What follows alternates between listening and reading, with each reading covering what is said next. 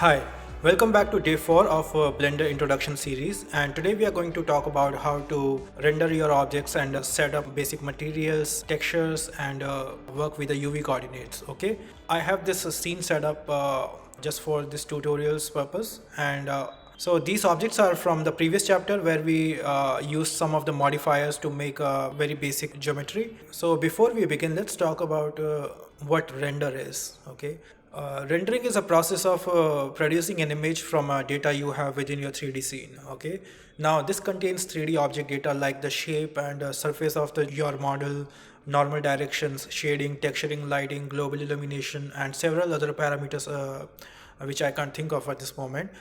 Now, so over here you can see I have cycles render engine selected, and render engines are most like devices which like every render engine have different technology and they have their own features, but more or less their fundamentals are same, and like all the principles you learn can be applied to any other render engine. Okay, so for this tutorial we will be working with the cycles, and the EV render engine is like much faster, but is less realistic results. It gives you less realistic results. Okay, and cycles is what you want to use for most of your production work when working with the photorealistic stuff. Okay, so just make sure you have cycles enabled from here before we proceed to the tutorial.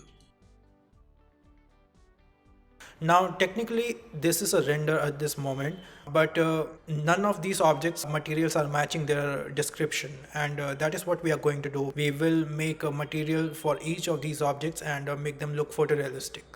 Also, it's very important before you do any kind of 3D stuff like a lighting simulation or anything.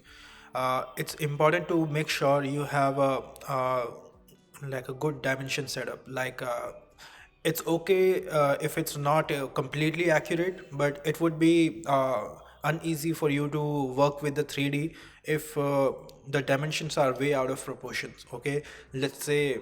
Uh, like right now if I select this object, okay, what I did was I selected everything and I just set overall dimension for this one. Okay, so right now the dimension of this one is around 18 centimeter by 11 centimeter, and this one is around 19 centimeter.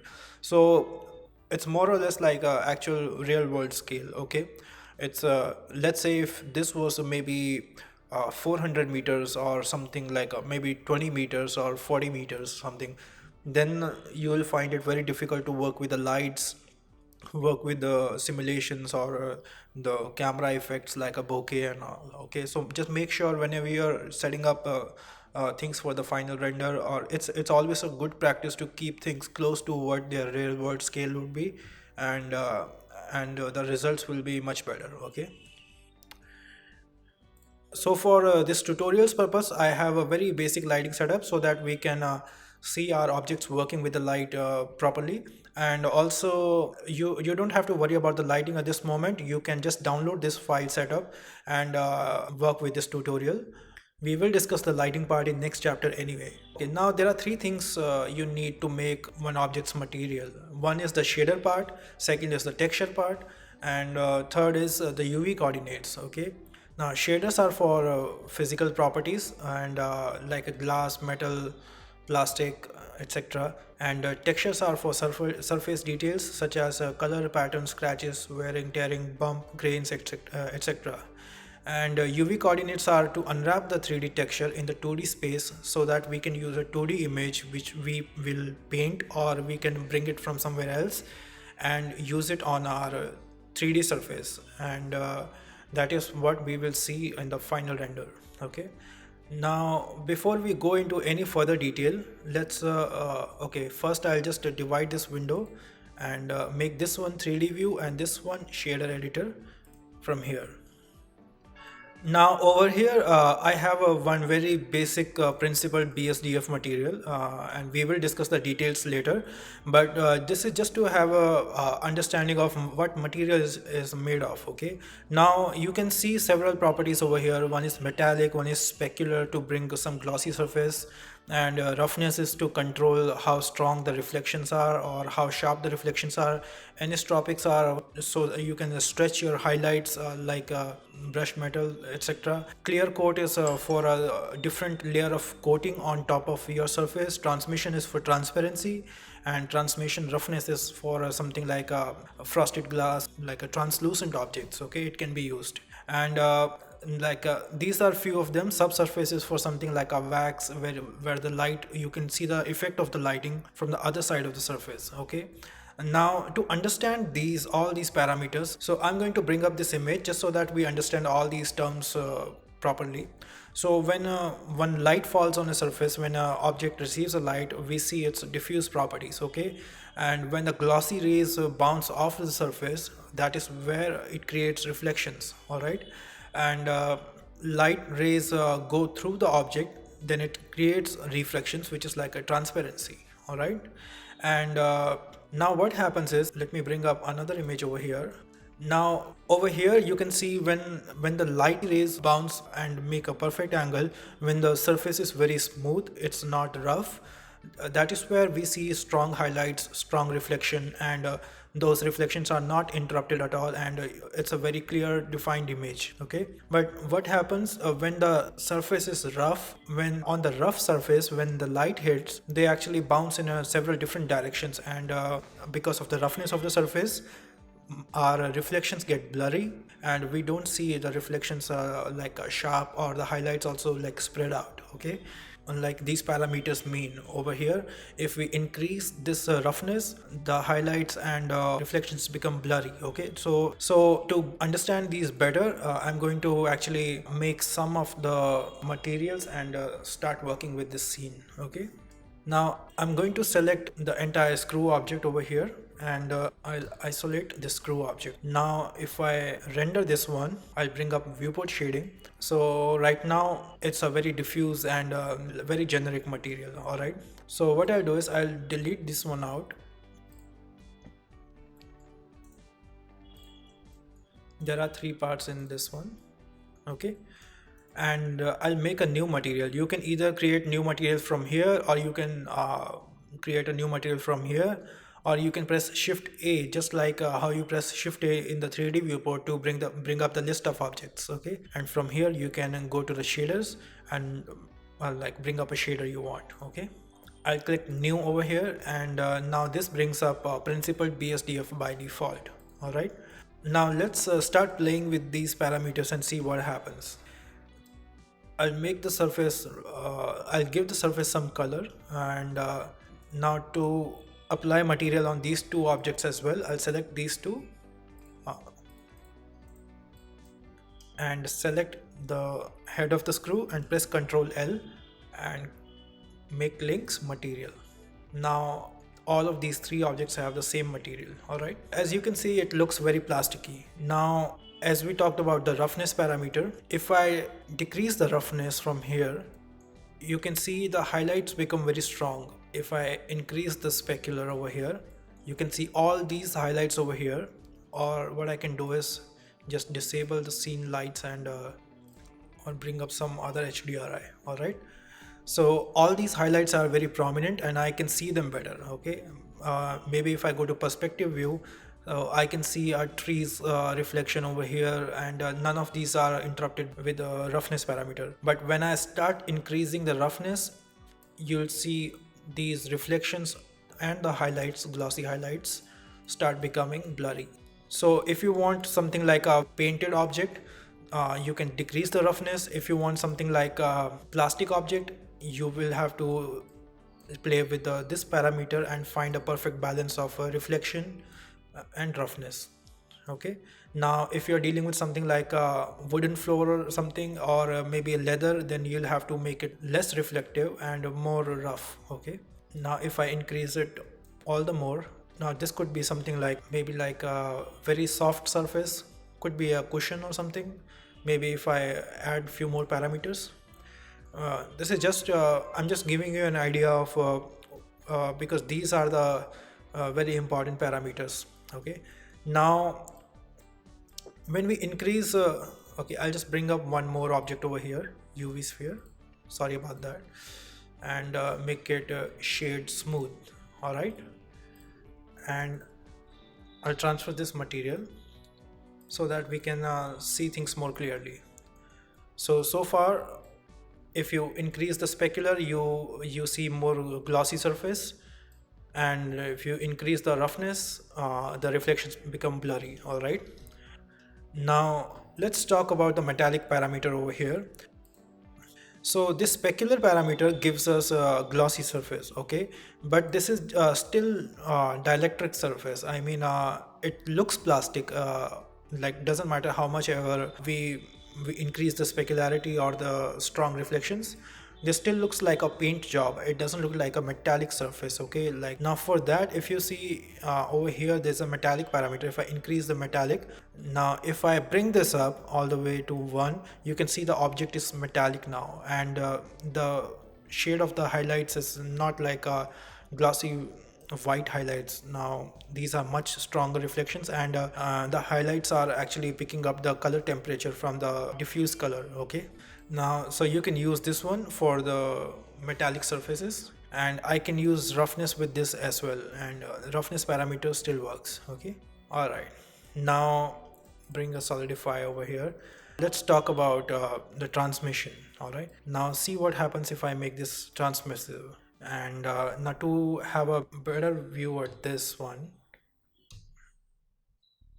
all right, now I've given this object some thickness so that we can see the transparency much better. Now right now the color is set to red, that is why it's not looking like a complete transparent object. If I make this white, that is where we'll see the complete transmissive properties of this object. You can use transmission to create reflective objects, and transmission roughness, just like reflection roughness, blurs out. You can create something like a frosted glass or like a icy surface. Maybe if you bring up a texture over here. Now before we go forward, I just wanted to clarify one thing. Let's say I bring up a glass over here. Now some of these parameters have the numbers in them, and some of these have color values in them, okay. Usually in shading, the black means 0 and white means 1, okay. So like some of these properties have the color input, okay, instead of just the numbers. This is so that you can actually bring up one image texture which is in a black and white value, okay.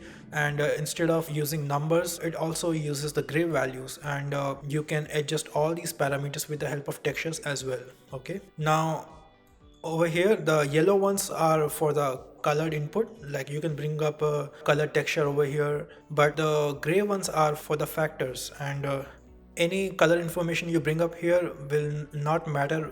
These parameters will only pick up the black and white and the grays, okay. So these textures always should be in the gray, and the blue ones are for several there are different uses of the blue ones, like a normal, tangents and vector. And okay, this is I'll delete this one and bring back surface. So I think it will be better if we created some of actual materials out of these. We'll talk about the other parameters as we start working on the actual scene, and I hope you have a bit of an understanding of what specular means and roughness means, and as we go through this tutorial, I think you'll have a much more better understanding. Okay, so let's start with the one we already working on, the screw one. Okay, so from here we have already created a material for this one. You can double click over here and call this one whatever you want. So right now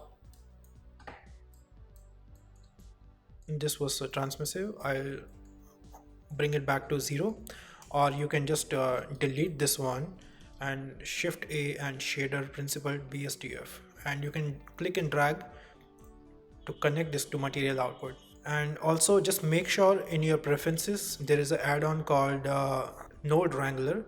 just make sure this one is enabled, and you have to save the preferences. Okay, now Node Wrangler helps with a lot of shortcuts and makes it convenient to bring up the mapping coordinates, and I think you will always need this one, and every tutorial you see online will be with the use of this one. I think all the people using Blender will be using this option. Okay, so this one is material properties, and from here you can see the same properties whatever we have here. Now right now we are working under this material called the screw. Okay, and actually in within this container you can make as many materials you want. Let's say if I want to bring one more principal BSDF and shift D this one, and just drag this over here, now I can make more materials, and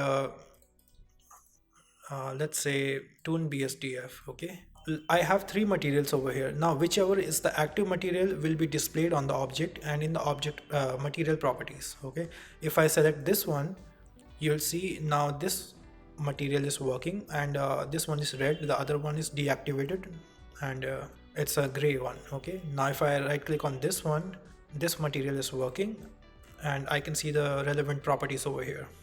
Okay, when you are experimenting with the materials, let's say you have some properties over here of metallic surface, and you just want to play with it more, but you want to make a backup of this, you can simply select your entire shader with the B and drag and shift D and make a copy of this. Okay, and now you can start working on this one. And let's say if you want to try a few more options, you can shift D. So now you have three shaders within the screw container, and but here you will only see the one which is active at this moment. Okay, and these shaders will always remain here unless you delete them. And okay, one last thing before we actually start making the final materials. When you bring up the shader list, there are a lot of shaders over here. Okay, now you'll see the principal BSDF is actually used to create the PBR shaders. Okay, and before Blender 2.79, I guess when there was no principal BSDF, you can see there are a lot of other BSDF parameters over here, like a glass BSDF, glossy BSDF, and transparent, translucent, and subsurface scattering is a different one, hair BSDF. Now all of these materials like properties are actually combined and made into one material, and this is a much improved version of all these combined together. Okay, but sometimes let's say if you're working with just one kind of a property, you can simply use these shaders. Okay, now if I right click over here, now this one is a glass, and if I bring up a glossy BSDF, this one is a metallic glossy surface. Okay, and there are several other. So when you are experimenting with the shaders, you can actually combine them and have a lot of fun with them at later stage when you are comfortable with shaders. The actual way this works is let's say if I start with the diffuse BSDF. Okay, now this will give me a very basic white color, the diffuse property. Now if I bring a add shader over here, okay, and bring a glossy BSDF and combine them together, let's say if I have red color in the diffuse, now over here if I decrease the glossiness, as we discussed, the white is for 1, black is for 0, and I can control the roughness just like the principal BSDF over here. Okay, now this one is like what we would have created if if I make this one red. Okay, it's almost like a same material, because over here we are not using any other parameters, just these two, and we can make this one this way as well. Okay, now this is just to give you an idea like what these other independent shaders mean, and you can actually experiment with them a lot, and it's a much more flexible way of working.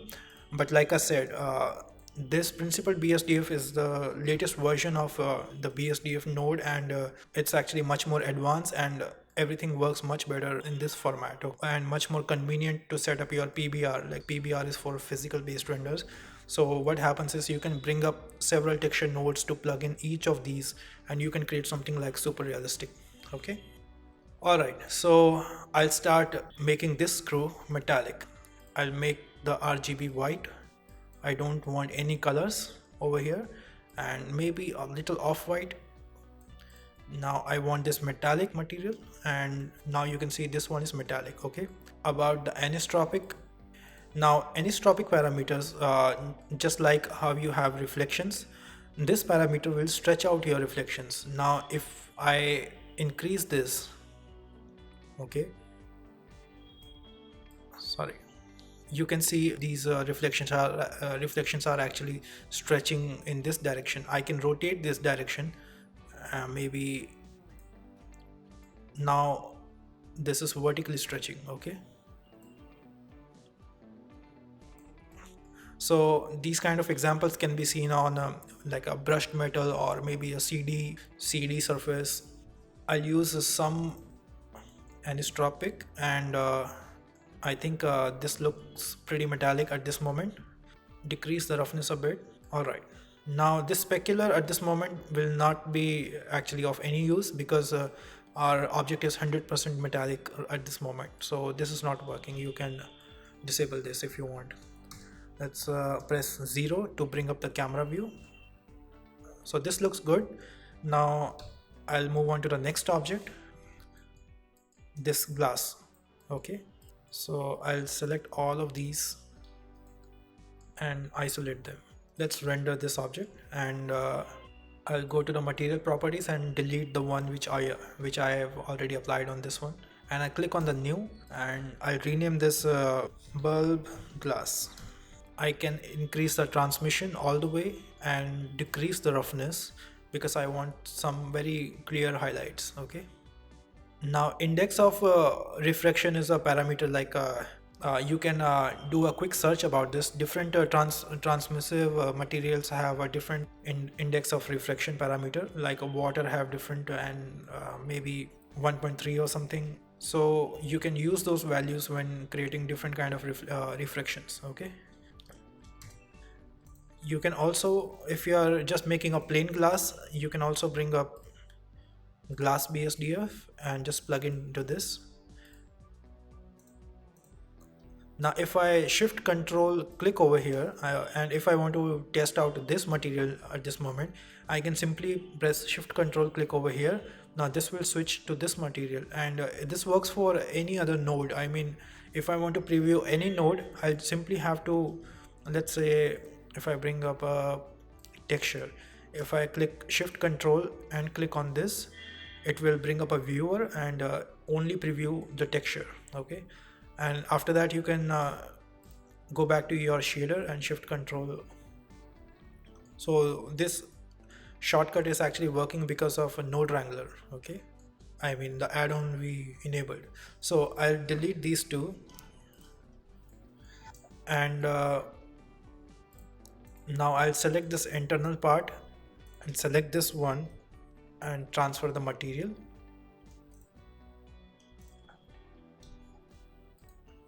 Okay, now for this one we need something like a bronze or copper, sorry. So I'll click on new one and type out copper for this. I'll select something like a deep brown color, maybe very little roughness, and I think we'll have to make this one metallic. All right, now I can select these strings and transfer the same material. Okay, so more or less I think our bulb is it looks decent, and very basic material setup, and we can actually use a texture over here on the roughness parameter, but we will talk about this later. Now for this filament over here, we can bring up another shader.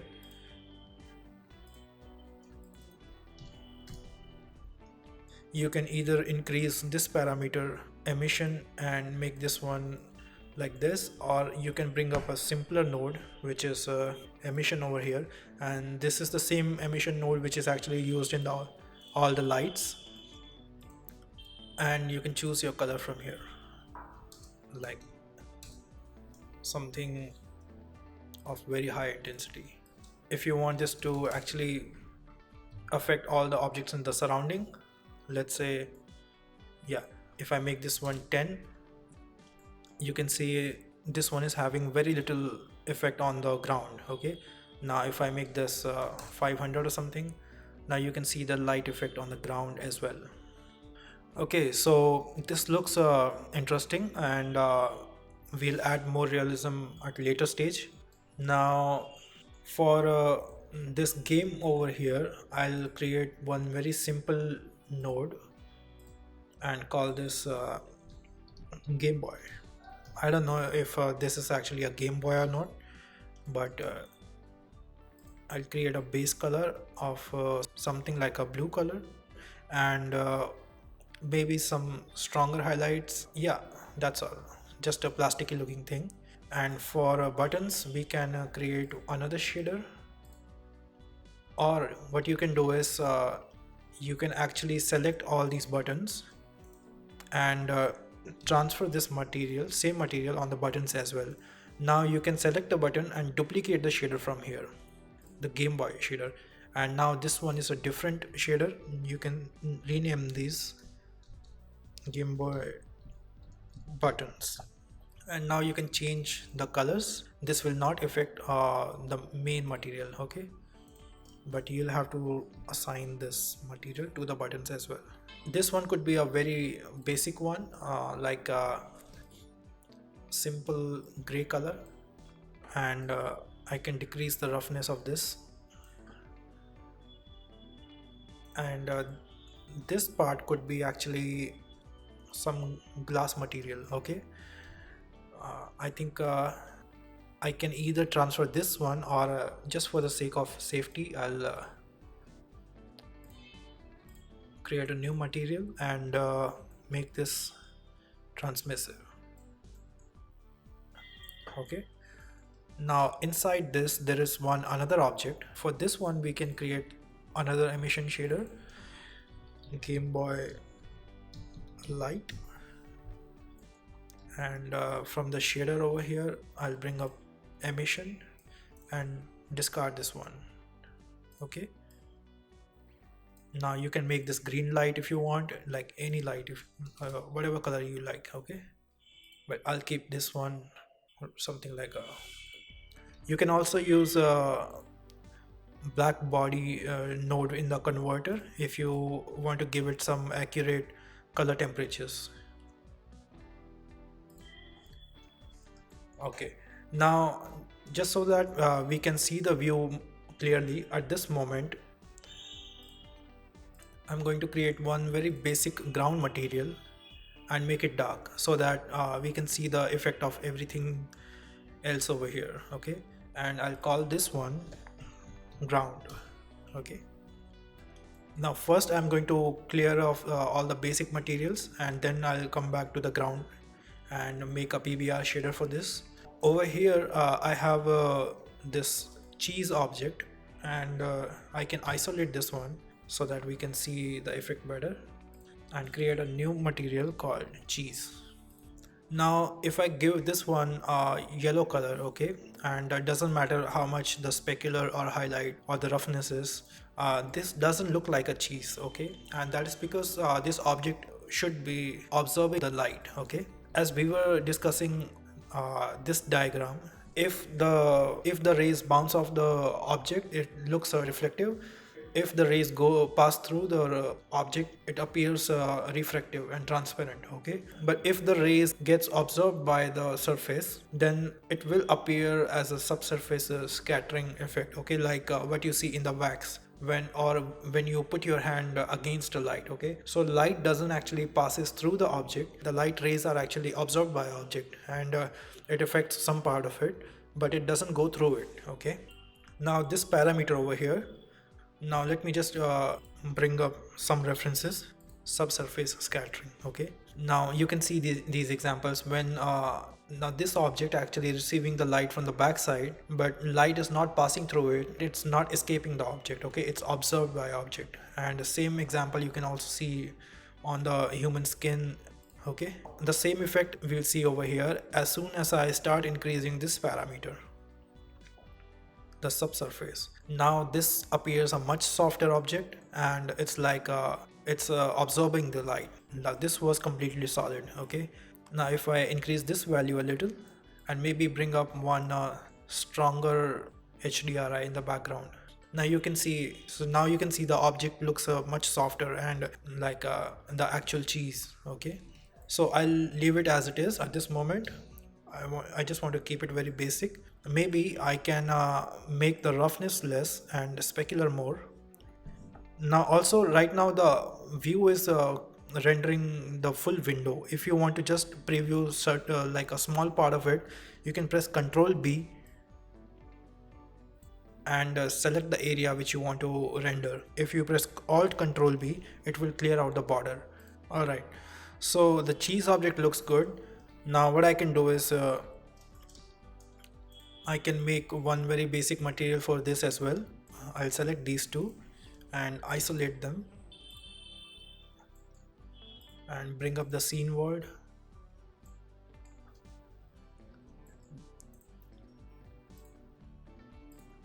I'll delete the existing material and bring up a new one.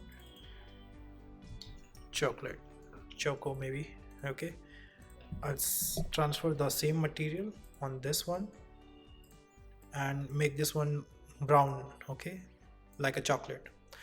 Just like how we were working with the cheese, this appears a very solid object. There should be some light like seen on the other side because these kind of surfaces are much softer. Okay, and I'll make subsurface like maybe 0.032, and now you can see the effect of the light over here.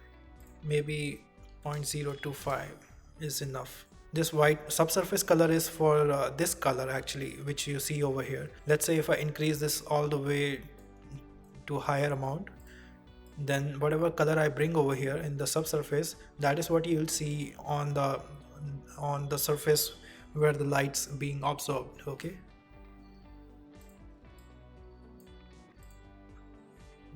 now maybe I can use some very specific colors like I've already noted down for the tutorial purpose. This one for chocolate and this one for subsurface color 0.027. Okay, that's about it. I'll actually make a duplicate of this shader chocolate and here I'll increase the amount of subsurface just to create some visual interest. Alright. Okay, so now the only objects remaining are this object over here, and maybe we need some texture on the body of this game, and on the ground we need some texture. Okay, now before we get into all that, let's talk about what UV means. Okay, I'll go to the front view and maybe select all of these, and we can isolate them. So I'll go to the UV editing tab over here and sorry, I'll isolate this one. Now, as we discussed before, UV coordinates are needed so that we can use a 2D texture on the 3D surface. So right now this is a 3D surface, but as you see an image, texture image is always in 2 dimensions. Okay, and in 3D software these 2 coordinates are called U and V. Okay, now how this works is basically I'll unwrap this model and make this one a flat. Okay, so I'll just bring up a Google search for this one. As you can see, this 3D model is actually flattened and unwrapped in a 2D dimension over here, and you can use and now your geometry is in 2 dimensions, and whatever colors you put on your UV layout, now those will be seen in a 3D surface over here. Okay, now I put few links in the description which actually explain the process of UV in much more detail than what we are going to discuss today over here. But for the sake of this tutorial, we are going to unwrap this model Okay, I'll go to the UV editing tab over here. We were working in the layout before, so I'll click on UV editing. Or if you want to make your own, you can simply change this to UV editor over here. Okay, now right now you can see when I press tab, when I go to the edit mode, there are some polygons over here, but none of these are actually looking like my 3D object, and I can't understand this. I'm sure even the software can't understand this. Now because of this, what happens is all these polygons are actually overlapping, and because they are overlapping, whatever information I put here, these might affect other polygons which are overlapping this surface. Now to make this one much more clear, I'll just bring up a simple shader. Okay, we already have a shader. I'll simply bring one texture over here. Okay, and apply this to the base color, and I can click on new. Okay, so I have one image texture. Now see what happens. Let's say we go to the viewport shading. Okay, now I'll go to the texture paint mode over here, and I'll decrease the brush size. Okay,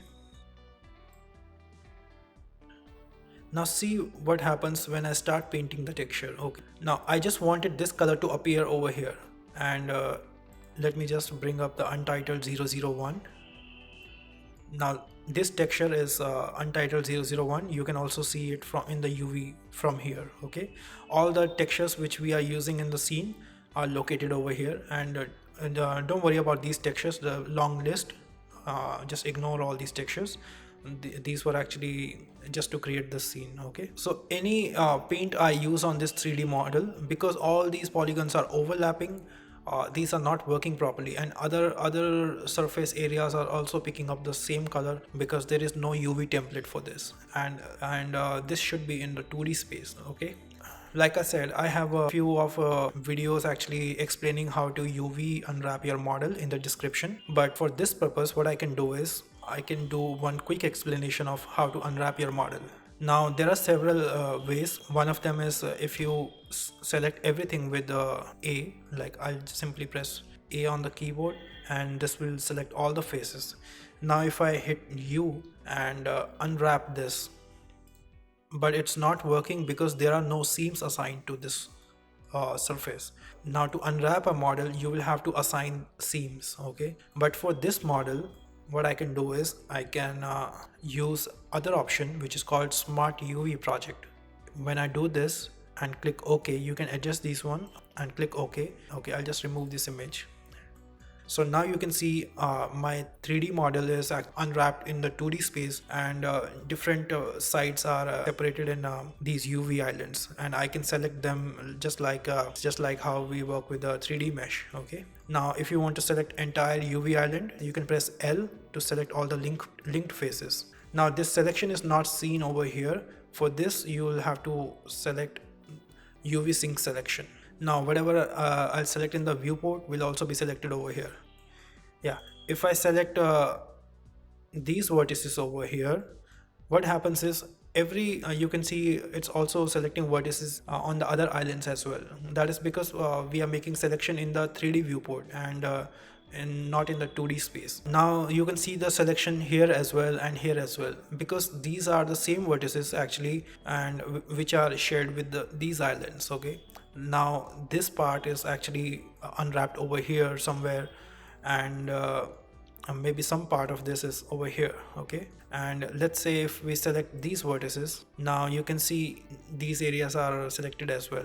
That's because these are all shared vertices. To disable that, simply click on this option over here. Now select all the faces in the viewport. Only the vertices which you select will work and not the shared vertices. Okay,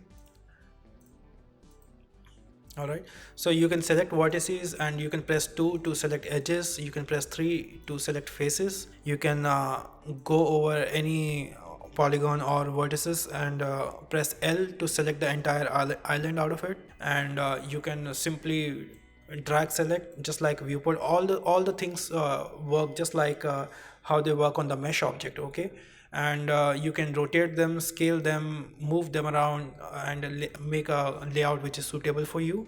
Now there are several other commands over here, and we will not get into the UV part, and I think these things are explained much better in the videos in the description. So just have a look at them, and you can let me know if you want me to do a session on the UV as well. Okay, so now that we have UV, I can go back to my texture and rename this maybe Game Boy. I'll go back to the texture paint mode and bring up the fill bucket and maybe select a blue color and simply click over here. Now this will fill entire object with the selected color. Okay, now if I start painting my object, you will see it's working perfectly with my 2D layout over here, and there is no guesswork required, and none of the polygons are overlapping, and none of the other pixels are picking up this color, and that is the reason of using UV layout. Now I can save this texture first, Game Boy. Okay, and so we are going to paint some very basic stuff over here. As you can see, there are several paint options available over here, and this is a whole new chapter, and I don't want to get into the object painting details right now, but I think this is just enough to cue you in into exploring this section. Okay, now once you are in texture paint mode and you have the UV for your object, you can select. There are different kind of brushes over here. These are very simple one, like a fill bucket and a clone, smear, soften, mask, etc. So I'll take a brush tool and I can paint with it. I can pick up a different color, I can paint a different color. Okay, and you can simply undo if you want. You can select mask, texture, and different stroke types over here. There are a whole lot of options over here, and I think you can paint anything out of these tools. So, but for our purpose, I'll simply go to the texture and click on the new. Okay, and I'll call this Pac-Man texture stencil, and then I can go to the texture properties and I can choose Pac-Man texture stencil and click on the open, and you can choose the texture which is provided in the resources. Now this gives me a stencil to work with. Now I can right click on this and drag and place it wherever I want.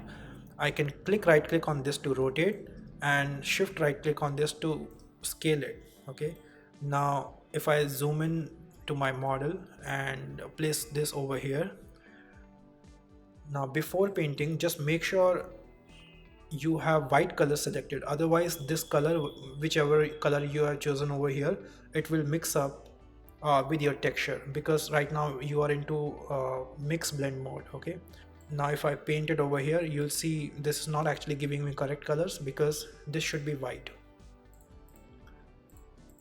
I'll make it white, and now I'll start painting my texture. Now this works perfect. Or you can increase or decrease with the from here or with the brackets. Simply drag and paint with the brush, and this will give you a nice, you can see on the texture now this logo appears. Now I can right click on this and scale it up and use some more of it. If maybe I can place it over here and paint out few strokes, and maybe some of it over here. Okay, you can bring up any other texture, and you can simply go back to texture properties over here and click on open and bring up any other texture if you want. Let's say if I choose some other texture, now this will change it to now this will paint the texture which is active at this moment. You don't have to create a new texture every time. You can simply, under the Pac-Man texture stencil, you can pick up any other texture and just change it. Okay, so I'll undo this. I think this is all I want at this moment, and that's it. That's all I want for this model.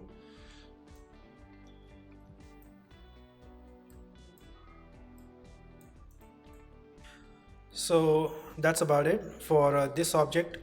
I can go back to Control Tab and Object Mode. So now if you go back to the camera view and hit go back to the layout, and hit render.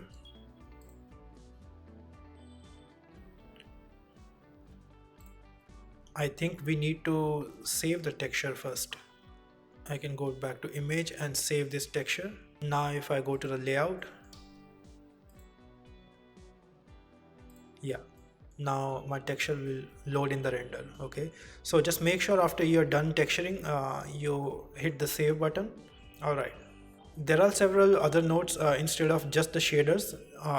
If you go back to this one color, you can adjust the textures colors, and you can also bring up some shaders and all. Okay, so we won't get into these details, but I just want to tweak some color of the texture, maybe shift the hue a bit. Okay, something 0.45.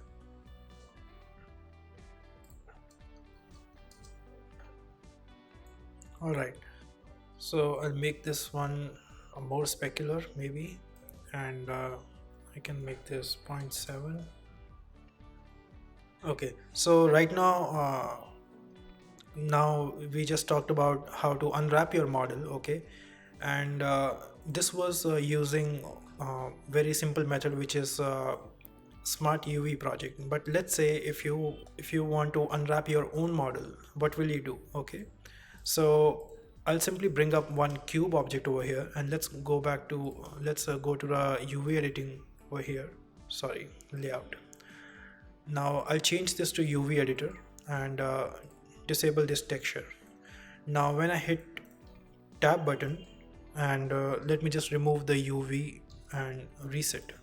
Okay, instead of using smart UV project, this works for very basic objects, and but if you want to cut down and make your own layout in a very specific way, you can actually do that with the seams you can assign. Okay, I'll press 2 to go to edge mode and select these, and control E, and or from the edge menu you can mark these as seam.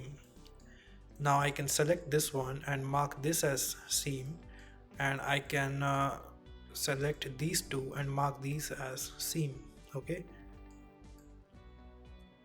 now if I select all the faces and choose unwrap, sorry, I think I need to mark this as seam as well.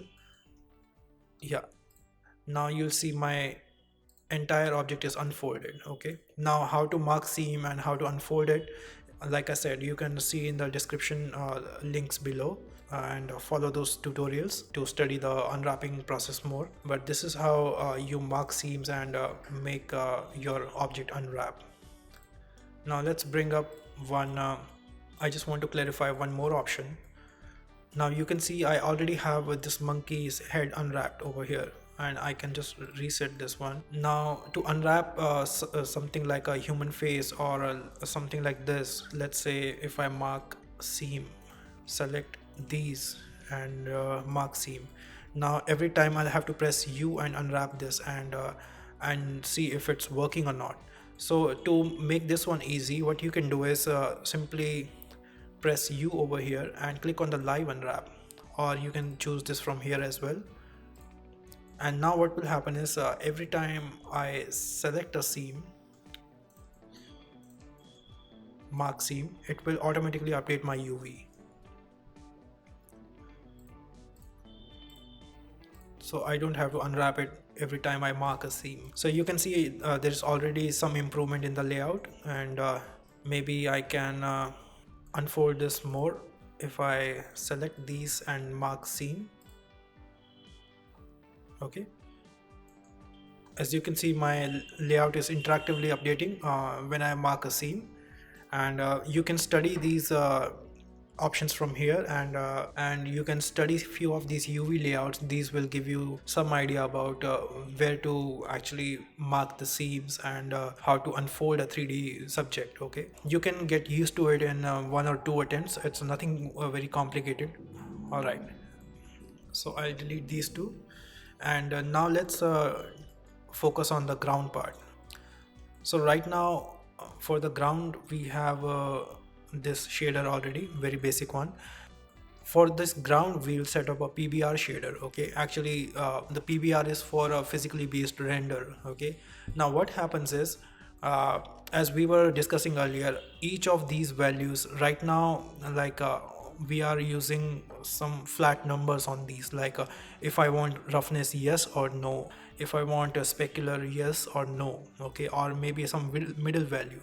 But in the natural, if you have a look around yourself, like none of these objects are very clean. I mean, these surfaces are affected by atmosphere or the touch of a human. All of these properties actually mix in a very organic way.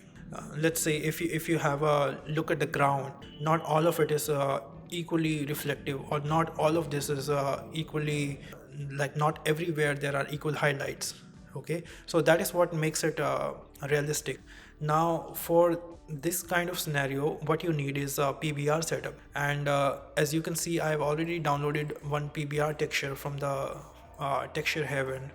Now this color we will use in diffuse color, and to this color we will use to control the roughness of the object. Okay, and this you can use in the bump, and this will make the normals distort, and the model will appear, it will have like this kind of dents and depth in it. Okay, so what I'll do is I'll bring up one image texture over here with shift A, and click on open, and go to the texture folder, which I have provided the link. You can download your own texture, or you can download from the link I've given. Okay, the same texture. I'll bring up this large gray tiles diffuse. Okay, now this color is just for the base color. Okay, now because my node wrangler add-on is enabled, if I press Ctrl T, this will bring up mapping nodes from which you can also find in this section in vector. Okay, over here mapping. Now, so right now this is UV, using the UV. I have a very basic UV layout for this plane. So I can move this texture with these mapping coordinates, and what I want is I can increase the size so that tiles are much smaller, something like this. Okay, I'll make this one 5, and okay, I'll merge this window.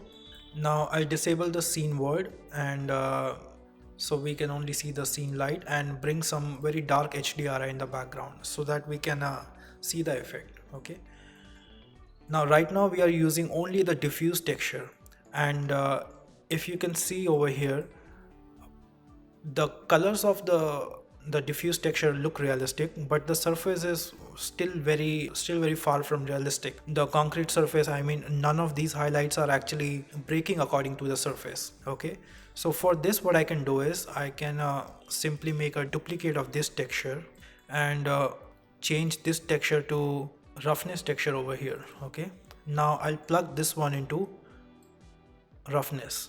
Okay, and this roughness texture, as you can see, it's in grayscale, and just like we discussed in all the factors, only gray values work. And if I bring the same coordinates from the UV mapping and plug it over here, now you can see all my highlights are breaking, and these are because of this roughness map.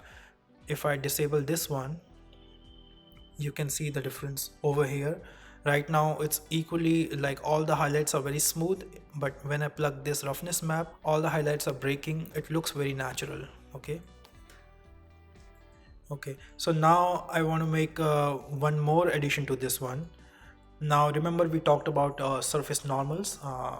Like if I select this model of ground plane and go to edit mode, yeah, if I enable normals, so right now all the normals of each of these polygons are like pretty straightforward, like they are all facing in this direction. And what we can do is we can actually break these normals with the help of texture, and what that does is it gives you an illusion of very high details. Like if I change this to large gray tiles normal 4K and plug this into bump map from the vector, bring up bump, this will bump my surface according to these normal values. Okay, now I'll use the same coordinates.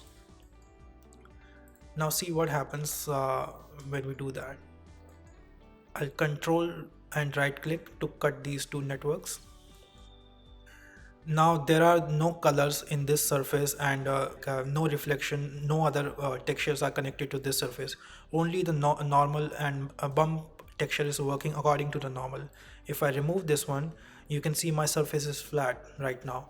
But if I plug this one, it's breaking my surface and creating this illusion of depth in it, and all these details you see in the tile, the geometry is looking like a very high resolution. Okay, and you can actually make your own textures like this.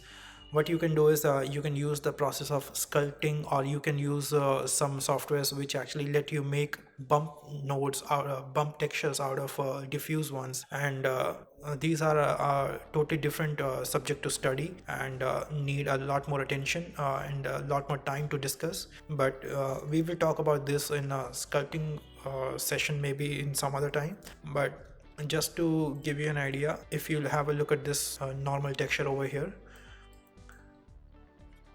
there are different RGB values, like you can see the x-axis in the red, and the y-axis in maybe green color or something, and the blue axis like so. All of these combined are actually distorting the geometry and creating some sense of very high resolution details. Okay, you can see how this works, and this process is actually called setting up the PBR shaders, and you can connect this back to diffuse and roughness.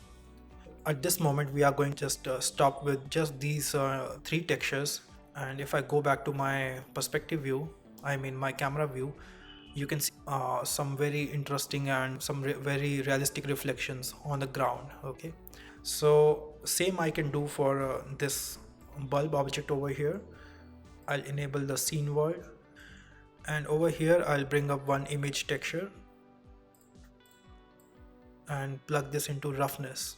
Okay, and I'll open one these smudges texture which I've downloaded from polygon.com, I think it's called, and the link is in the description. So if I shift control click over here right now, because I don't have any UV coordinates, so that's why it's not working. So I'll quickly unwrap this model. Sorry, I'll just disable the normals.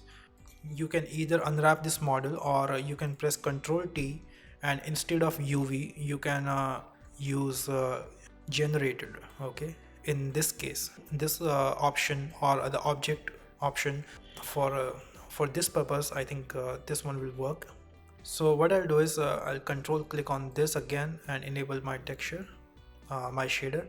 Right now all these white values are using roughness of 1, and all these dark values are using roughness of like whatever gray value this is. So if I bring up one invert node and place it over here and control click, now my texture is inverted. Okay, so I think I need a UV for this, or I can select I can go to edit mode, select all these faces and press U, and you can simply type sphere projection. Sorry, I'll disable the solidify for now, and I'll type UV sphere projection. Okay, so what I can do is, for this, instead of unwrapping a UV, I can use something like a sphere projection, and maybe change these parameter to see which one works the best. Okay, this one looks decent, and I'll keep it for now. And now I'll control shift click with this to show my entire shader, and I'll enable the solidify modifier so that we can see the reflections. Now let's see if you can see the effect well or not. Okay, I'll bring up some other HDRI from here. Yeah, if I unplug this and have a look at this highlight over here. Okay, now this one is a perfectly smooth highlight. Now if I enable the smudges texture into the roughness, you can see I have some smudges mark over here.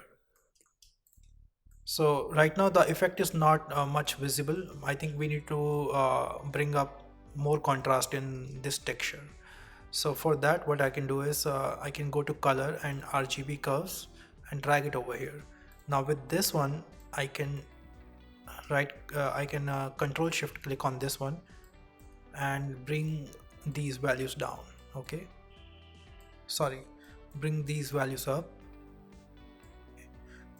So now you can see all these highlights over here. Those are like broken, and if I bump this value up, you can see the effect much more clearly. All the reflections, the marks of the smudges, but I don't want this to be so prominent, and I'll decrease this one to something which is like a very subtle. And yeah, so right now this one is a perfect uh, glossy material, and I'll plug this one into roughness, and over here I can see some smudges. Okay, so this one is enough. So in this I brought up a smudges texture, then I inverted this value, and then I used the RGB curves from color sections to change the value a bit. Okay, so I'll bring up my scene again with the isolation mode. So I think I hope you can see from here, if I border this section, just this one, and disable the roughness texture. So this is just boring a glass shader, and this doesn't look natural. Like in a real life, everything have some sort of like surface imperfection. So you can bring this value into specular, sorry, into roughness, and now you can see my glass and all these highlights look much more real. Okay, so I'll leave it to something very subtle at this moment, and I can also select this object over here, and sorry, I can select these nodes, copy nodes from here. If you enable copy paste, copy attribute menus, copy render settings, save preferences. So what I can do is I can now select this entire texture and its coordinates with the copy, and I can come back to this node and paste this over here and plug this into roughness.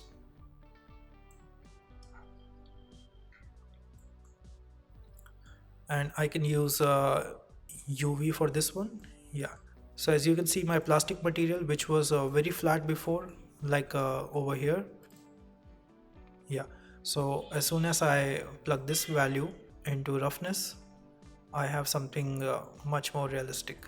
Now I'll make this one much less obvious, maybe something more subtle. Sorry. Yeah,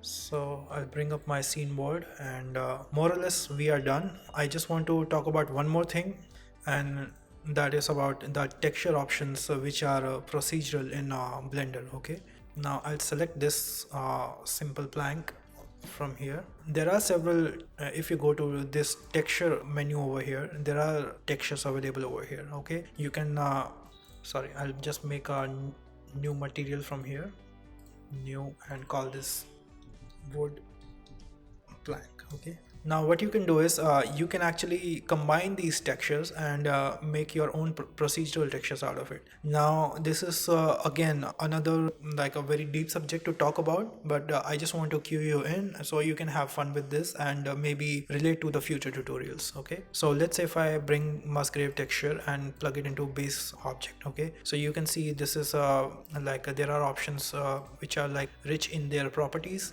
and you can scale them up and down and maybe bring up more details in it. I'll just scale it down at this moment, and you can see there are several other options and several other textures available over here, and so each of these textures have a lot of sub properties, and you can just play with them if you want. These are internal blender textures, so you can combine these, and since these are procedural textures, these will not have any seams, or these are like limitless. Okay, and without any pixels, you will never see the detail of the pixels in these textures because these are vector textures. Okay, so if you go to the wave texture, and you can play with these values and make something like a wood. Okay, now I have one brick texture over here, and so I'll just delete those textures and maybe bring up one Musgrave texture and plug this into base, and You can increase the detail values to something very high, like maybe 14 or 18, or and maybe not so much of contrast. You can decrease the dimension to zero point 0.5 or zero point 0.2. I mean, this is not visible right now because we need to tweak this value. Now, if I change this to something higher, like this, okay, maybe 3, then you can see I have something a very natural looking texture over here. You can make a ground texture out of this, and now you can play with these parameters and maybe find the right combination for yourself. Now what I'll do is I'll bring up one more texture over here, noise texture, and plug this one into the scale. Okay, now you'll see some very interesting change in the look. The scale of this node is driven from the noise texture. Okay, these are all experimental features. I mean, you'll have to combine several textures and see what their effect is. But some of these are like a very famous and very well known combinations, and this is one of them. And you can use this one to create something like a wood texture. Okay, this one does look like a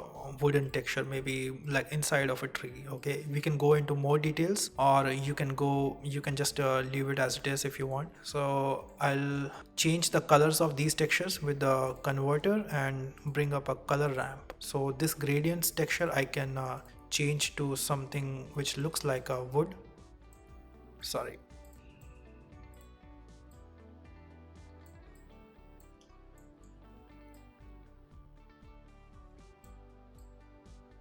Okay, so now I can adjust this gradient and find the right combination, and I can also bring up vector node and bump, and I can also plug this value into height, and you can see my surface is actually using this texture to create some interesting bump. This is not a normal bump, this is a very basic one. So now I can reduce the roughness and make it more reflective, or you can use this texture in combination with some other texture to drive the roughness on this surface. So this is just to give you an idea of there is other possibility of using textures which are inside the blender. And okay, so what I'll do is I'll use one very basic texture on this one over here. Okay, just isolate this entire thing and Control Alt B to remove the border.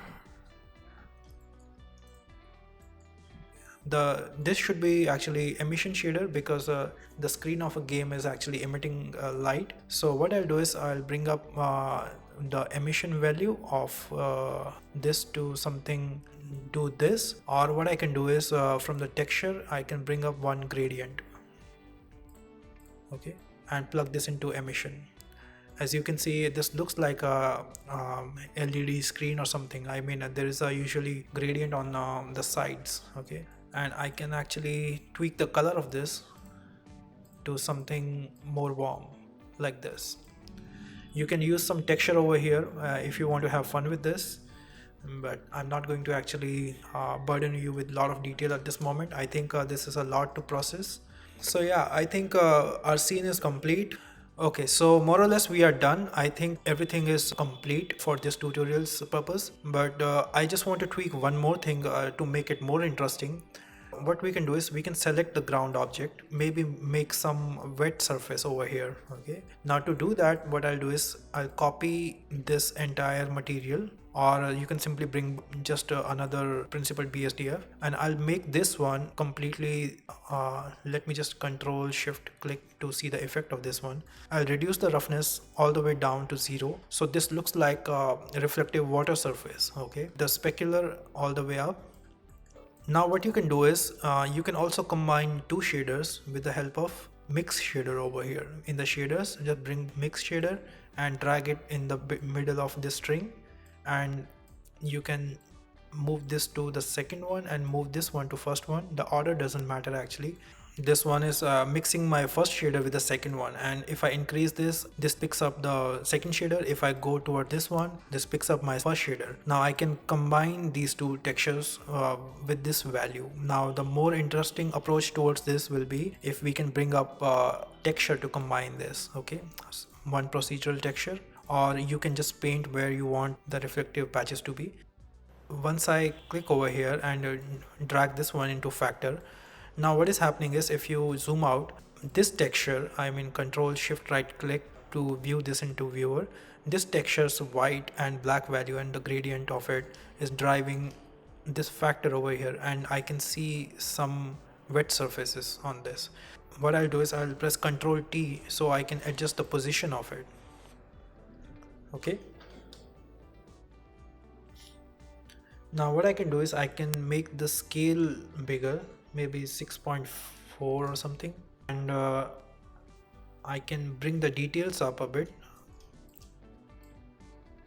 make it more brighter,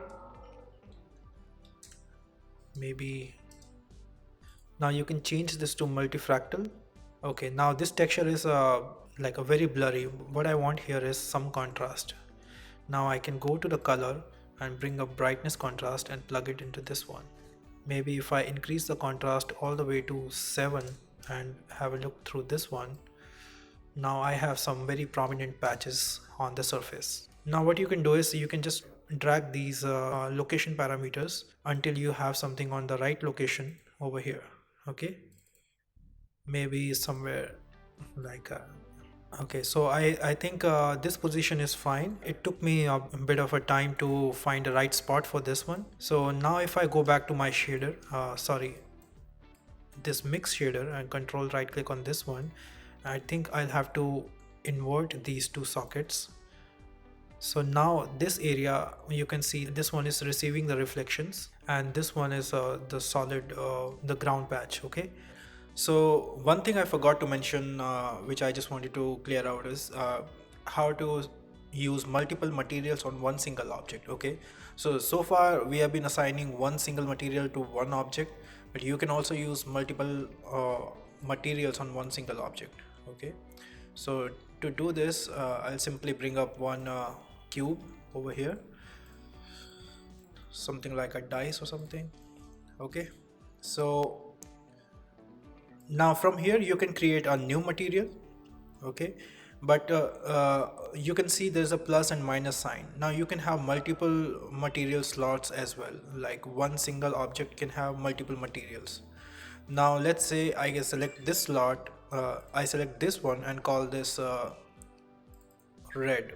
I select this one, create a new material, call it green, and I select this one, create a new material and call it blue. Okay, now these shaders can be accessed from this list. These are individual shaders but are in different slots for this one object. Okay, and now let's change this to red color, change this to green color, change this to blue color. All right, but you can see like only the red one, the topmost one, is working. Okay, and that is because we need to assign these shaders to faces. Okay, now to do that you need to go to the edit mode and select the faces you want your material to use. Okay, now I'll just subdivide this for the idea over here, and let's say I select these two faces and I select the green material. Now when I'm in edit mode, you can see there are few different options. When I'm in edit mode, you can see there are buttons like assign, select and deselect. Okay, now I can select these two faces and click on the material which I want these faces to use and click on assign. Now you can see these materials are using these faces are using this material. Now I can select these two and assign blue. All right, now I deselect this. If I go on green and click on select, it will select the faces where the material is assigned. If I click on blue and click select, it will select the faces where the blue material is applied. Okay, so yeah, this is useful if you're working with some very heavy objects which have multiple elements, like a human character or like any other machinery. So instead of not all the time each object is a separate object. Okay, like sometimes you have multiple objects going on combined within one geometry. Okay, so in that case you will have to select the faces and assign from these slots. Okay, and one more thing, when you reset your blender from here or close this file, any material which is not used in the scene will get deleted. Okay, so if you want that material to stay even if you are not using it, then you'll have to what you can do is click on this button. So to do that you'll have to click on this button, like this shield.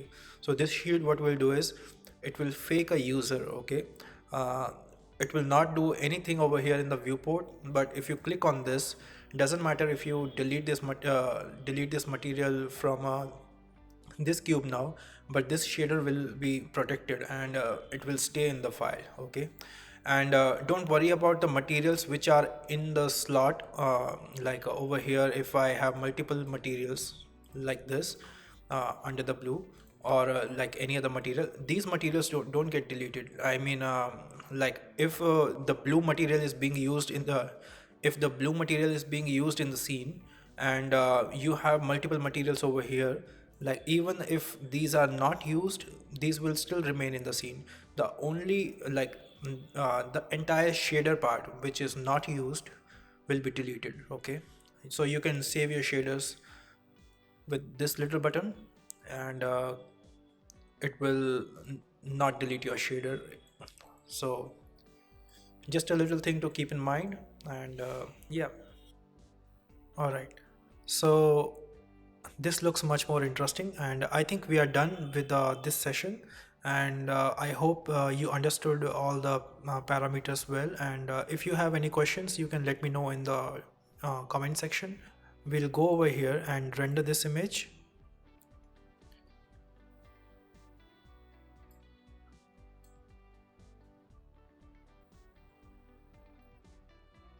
It will take some time to depending on the configuration of your system, and once you're done you'll have something like this. So I hope you guys enjoyed this session, and the fundamentals of materials are clear. As I mentioned, if you have any doubts or any suggestions, you can just let me know in the comment section, and do post your version of the material session on the. You can tag me with the Instacrossmind on Instagram, and hopefully we can review some of your submissions. Okay, in next chapter we are going to talk about the lighting in Blender, and we will talk about all the tools available in Blender for lighting, and how you can set up and create different moods, maybe a bit of a theory about lighting. And after that maybe we can conclude the entire series about introduction with a very simple model of an aircraft, which is a very cartoony looking thing. But in this session we will take care of all the things we have learned in this entire series. Okay, and yeah, so hope to see you guys in the next session, and thank you, and we will see you in the next session.